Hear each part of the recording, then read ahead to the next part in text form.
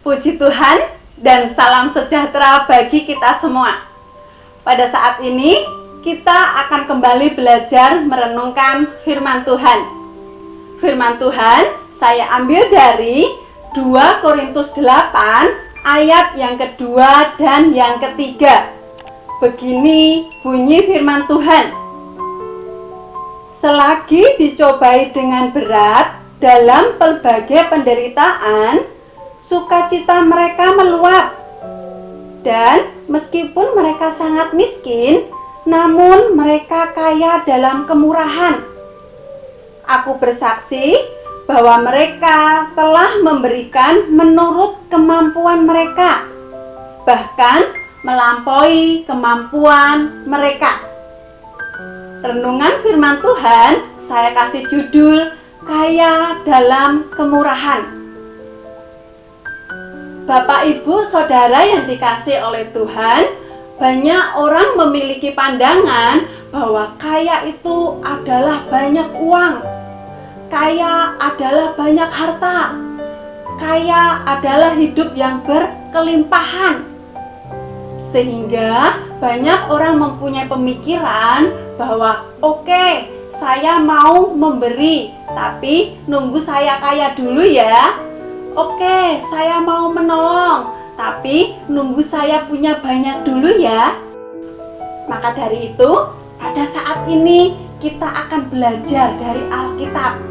Apa kata Alkitab tentang kaya dalam kemurahan?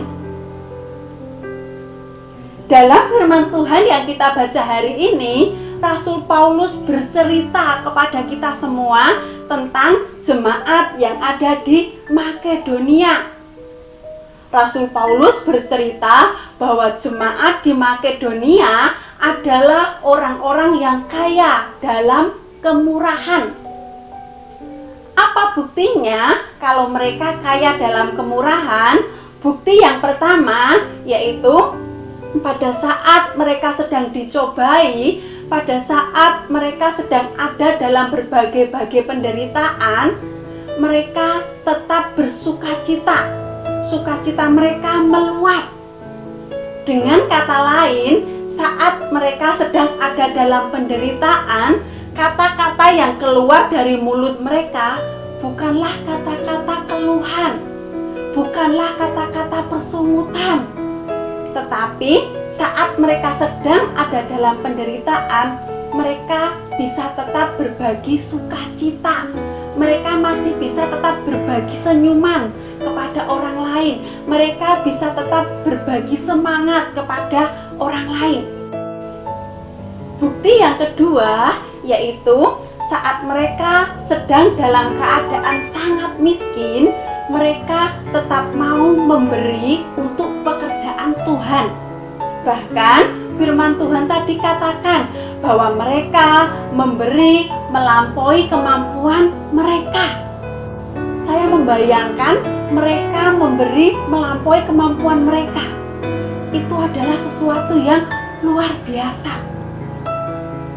Dan memberi melampaui kemampuan mereka bukan berarti mereka hutang sana sini supaya bisa membantu pekerjaan Tuhan. Bukan seperti itu. Tetapi yang dimaksud memberi melampaui kemampuan mereka yaitu misalnya saat mereka bekerja, biasanya mereka bekerja cuma 8 jam. Tetapi karena mereka ingin memberi untuk pekerjaan Tuhan, mereka mau bekerja 10 jam. Supaya apa? Bisa memberi lebih banyak untuk pekerjaan Tuhan.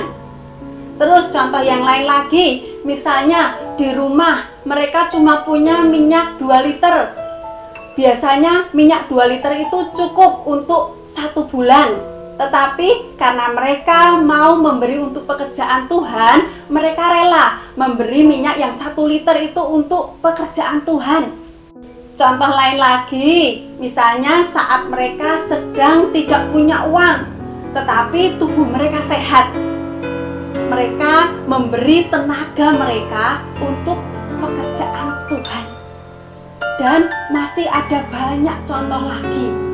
Bapak, Ibu, Saudara yang dikasih oleh Tuhan, hari-hari ini memang bukanlah hari-hari yang mudah. kita melihat ada tetangga-tetangga kita yang kena PHK. Mereka ada yang dirumahkan, penghasilan berkurang. Tapi dalam keadaan seperti ini, mari kita belajar dari jemaat di Makedonia. Kita bisa berbagi, kita bisa memberi dari apa yang kita punya. Apa sih yang kita punya? Kita punya banyak hal. Kita punya senyuman yang bisa kita bagikan kepada orang lain. Dengan kita tersenyum, maka orang lain yang melihat kita tersenyum juga akan ikut tersenyum. Mereka akan ikut bersuka cita. Terus, kita juga punya semangat. Kita bisa berbagi semangat kepada orang-orang yang di sekitar kita. Dengan kita semangat, kita bisa menularkan semangat kita kepada orang lain, sehingga orang lain terberkati dengan semangat kita. Dan masih ada banyak hal lagi yang bisa kita bagikan. Saya akan tutup renungan pada saat ini dengan satu ayat firman Tuhan dalam Amsal 11 ayat yang ke-24. Ada yang menyebar harta tetapi bertambah kaya.